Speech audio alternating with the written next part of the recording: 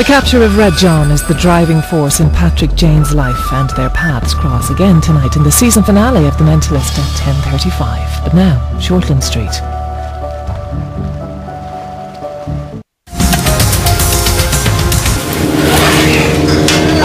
Just relax. I think I'd better prescribe you a little more midazolam.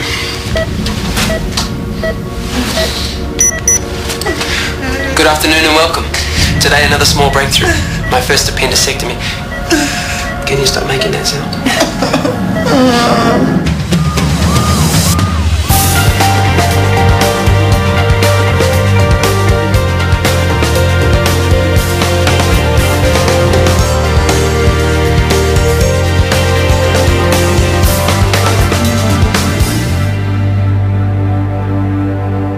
I'm afraid at this point we're assuming Joey has abducted Alice. How could you let him do this? They didn't have the hard evidence to arrest him.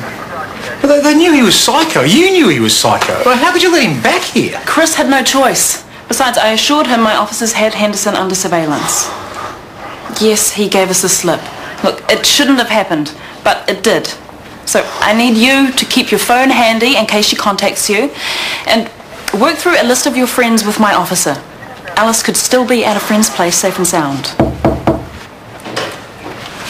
The girls are waiting? I'll be right there. Try not to panic. The last victim managed to get away unharmed, so did Tracy. Yeah, alive, yes. I wouldn't say unharmed. Oh, good. Now, you are an occasional smoker. Joey, please don't hurt me. I'll factor it in, but it may compromise your recovery. It's a filthy habit, Alice. Joey, please, I'm a person.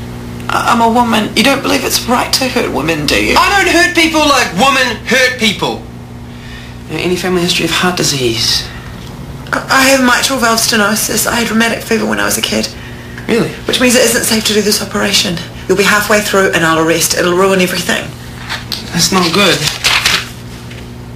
Oh no, wait, here we are. No history of heart disease.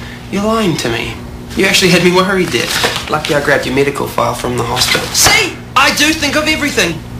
Joey, please, we're friends, aren't we? Just relax. I'll have that appendix out in record time. Okay, I'll do a good job. But I don't need it out. I'm not suffering from appendicitis. Be quiet. Joey didn't abduct Alice. Assuming she's even missing, she went off with some of the guys from the first club. We only have Joey's word for that. We know Joey.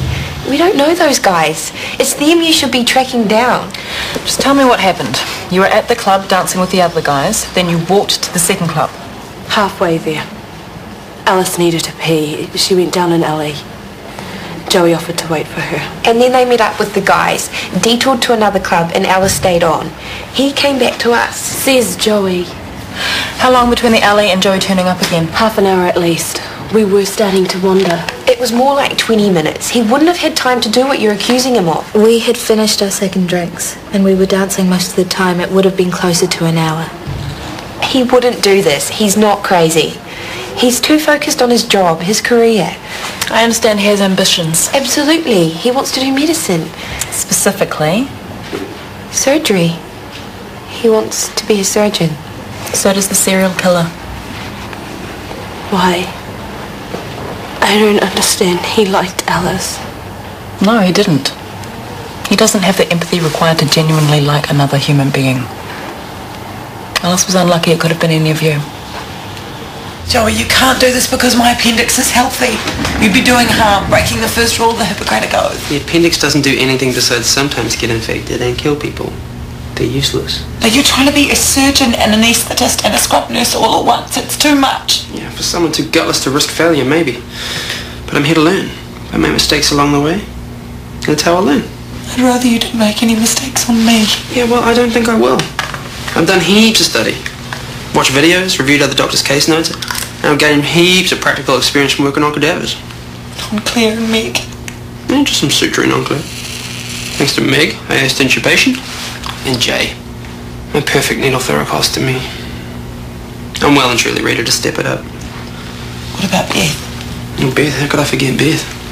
Good news for you, actually. She was my first appendicectomy. But she was already dead. And you're or not. Which makes you very special. Alright. Guess what? Time to get on with it. What are you giving me?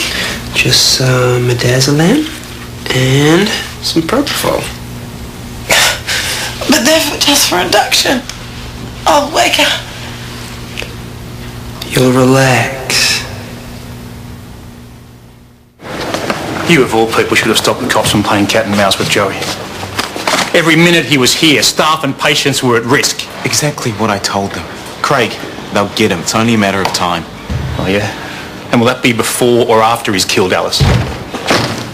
I just heard. Mate, if there's anything I can do, look, I'm knocking off, so if you want people out looking... Yeah, whatever. Look, I want to help. I don't need your damn help, okay? If there's even the slightest chance of catching her before... Just stop sniffing around my girlfriend and go and get your own, okay? Craig. What did he mean by that? Nothing.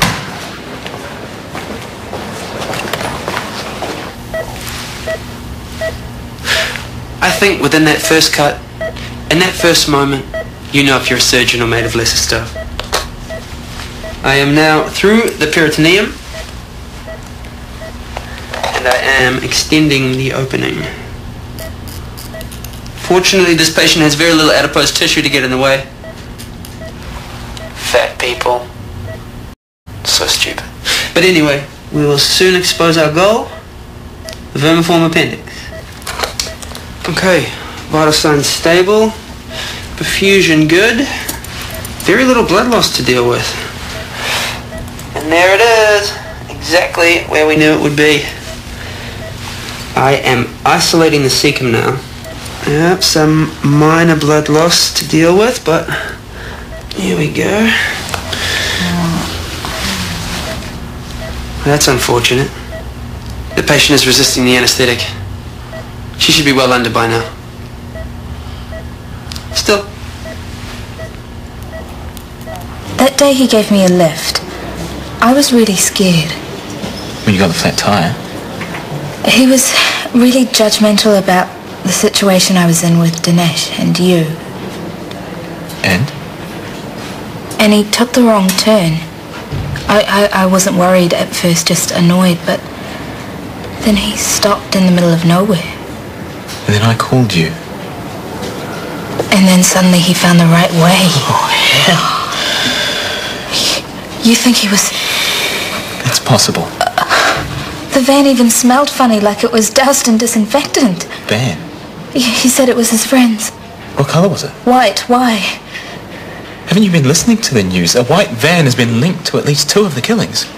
Well, I stopped watching the news. It distresses me. Oh, come on, we better tell the police. Scotty, what if I had told them earlier? Don't even think about it. You're telling them now.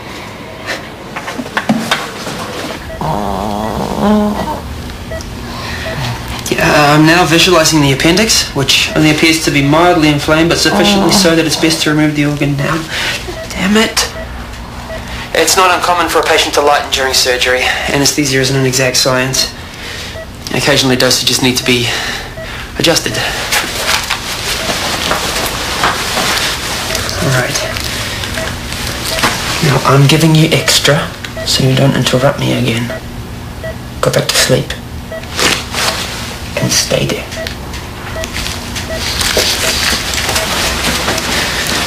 A surgeon must always be prepared for the unexpected. It's vital the surgeon remains calm when a setback occurs or his team loses confidence, and a sense of panic can quickly set in. But we're all set to continue now. And as I said before, even though that the appendix is only mildly inflamed... Oh no! Damn it! Breathe, Alice! Stop! Breathe! Breathe properly, Alice!